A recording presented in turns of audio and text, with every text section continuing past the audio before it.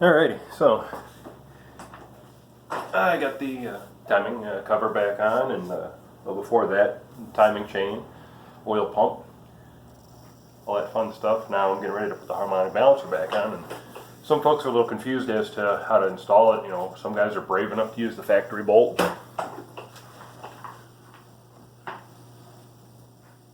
You don't ever want to reuse these. Some guys are strong, brave enough to.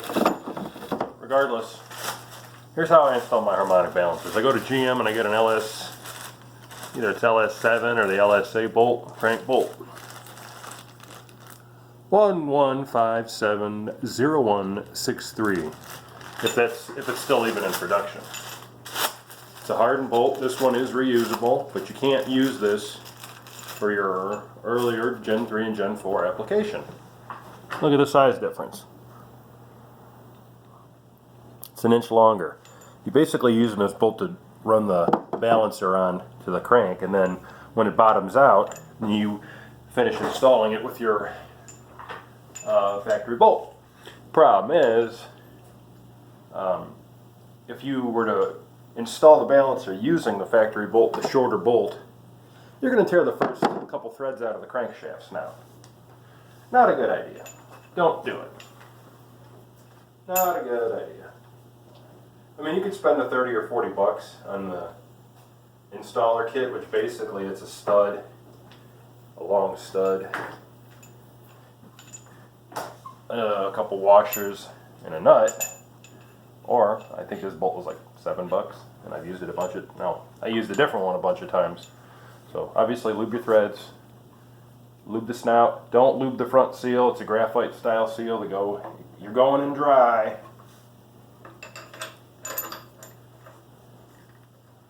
And then see, you got a lot of thread, about an inch. Make sure she's centered so you don't start her crooked.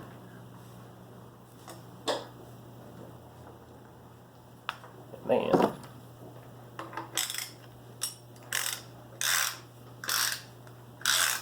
look at that.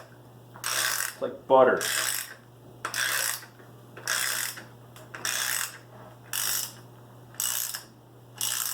And just keep going until she bottoms out. I ordered a new crank bolt, like one of them ARP knockoffs. I forget who makes it, like Pioneer or something. American made bolt. Don't buy Chinese fasteners if you can help it.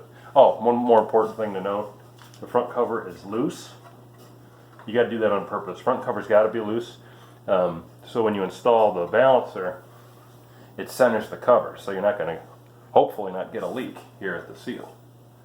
So when you get the balancer in, down all the way, then you can shimmy it around. And I like to take a flat edge to the gasket surfaces to make sure they're pretty even, so you don't get a leak in the corners either.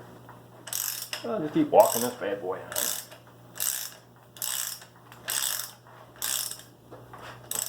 And we're right about bottomed out. So, at this point, you can remove your LSA, LS7 hardened crank bolt you use to install your balancer. And then you can bust out your old crank bolt. Make sure you smear some schmegma on the threads. You never want to go in dry. No going in dry. Never. Always lube your shaft.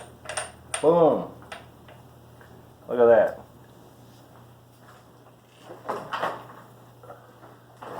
It's like it was meant to be.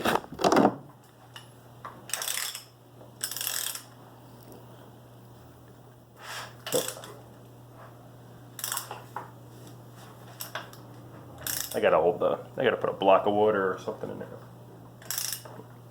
Gets a little tougher as you go. So, you get the gist of it.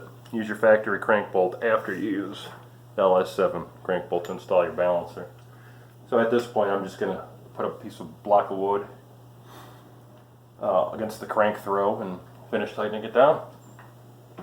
And then when I get the new bolt, the hardened, reusable, so to speak, bolts, you can take those up to 250 foot-pounds. To get the 250 foot-pounds of the torque wrench is pretty freaking difficult. The best thing to do is slap some red Loctite on it, run it down with your impact, give it about 5 or 6 good ugga-uggas, and it ain't going anywhere. Alright guys.